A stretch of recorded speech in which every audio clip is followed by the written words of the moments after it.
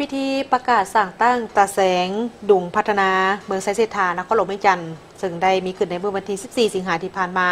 โดยตาแสงดุงพัฒนานี่เป็นตาแสงหนึ่งที่ขึ้นกับเมืองไซเซธานครหลวงเวียงจันทร์จุดที่ตั้งแมนยูซานเมืองซึ่งประกอบมี11บ้านการสร้างตั้งตาแสงดุงพัฒนาในครั้งนี้แมนเป็นการจัดตั้งปฏิบัติตามระเบียบการทางเป็นการยกระดับการบริหารรัฐให้ใกล้ชิดกับประชาชนเพิ่มประสิทธิภาพในการพัฒนาเศรษฐกิจสังคมให้ก้าวเข้าสู่ความทันสมัยและยืนยง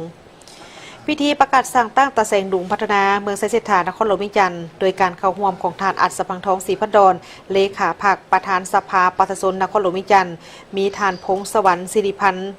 กรรมการประจำพรรคประธานศูนย์กลางแนวลาวสั่งชาติและทานนางบัววอนสุกละแสงเลขาพรรคเมืองไซเซธาพร้อมด้วยภาคส่วนที่เกี่ยวข้องในพิธีทานกลุ่มภาวาจำปาสุขประธานคณะกรรมการปกครองเมืองไซเซธานครหลวงเวียงจันทร์ก็ได้ขึ้นรายงานเกี่ยวกับการก้าเกี่ยมในการเปิดตาแสงบ้านดุงพัฒนาวาตาแสงดุงพัฒนาเป็นตาแสงหนึ่งที่ขึ้นกับเมืองไซเซธาตั้งเขตที่ตั้งเมนยูซานเมืองซึ่งประกอบมี11บ้านในนี้ประกอบมีบ้านดุงบ้านนาเบียนบ้านพลทองบ้านโศกใหญ่บ้านโศกน้อยบ้านไฮคำบ้านนาสังไพบ้านขามงอยบ้านนาไหบ้านนาโนและบ้านจอมซีผ่านการก้ายเกี่ยมความพ่อเมนมีผลสำเร็จตามระดับคาดหมายซึ่งได้มีการกำหนดเอาโครงการปกสของกลุ่มเป็นสถานที่ตั้งของสำนักงานตาแสงดุงพัฒนาที่ติดกับโครงการบ้านดุงการสร้างตั้งตาแสงดุงพัฒนาในครั้งนี้บ่เพียงแต่เป็นการจะตั้งปฏิบัติตามระเบียบการเท่านั้นแต่ว่ายังเป็นการยกระดับการบริหารรัฐให้ใกล้ชิดกับประชาชนเพิ่มประสิทธิภาพในการพัฒนาเศรษฐกิจสังคมให้ก้าวเข้าสู่ความทันสมัยและยืนยงในพิธีครั้งนี้เมนได้มีการมอบมติตกลงให้แก่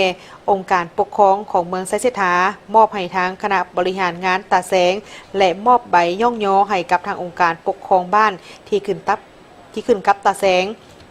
ให้ผู้ให้การสนับสนุนและจากนั้นก็ยังได้มีการรับฟังการโอ้ลมและให้ทิศซี่น้ำจากทางทานอัศพังทองศรีพันดอนเพื่อเป็นทิศทางในการปฏิบัติเวียกงานในต่อหน้าและได้โอกาสดังกล่าวนี้ก็ได้มีการมอบเงินจำนวน200 ล้านกีบให้กับทางองค์การปกครองบ้านดุงเพื่อนำไปพัฒนาปรับปรุงอาคารสถานที่ห้องการบ้านและมูลไส้ของในเวียกงานส่วนในตอนท้ายของพิธีการนำของนครหลวงเมืองและผู้เข้าร่วมก็ได้ร่วมกันเปิดป้ายพร้อมทั้งลันข้อง9 บาทเพื่อเป็นสิริมงคลในงานและก็เยี่ยมชมสถานที่เฮ็ดเวียกของตาแสงดุงพัฒนาตื่มอีก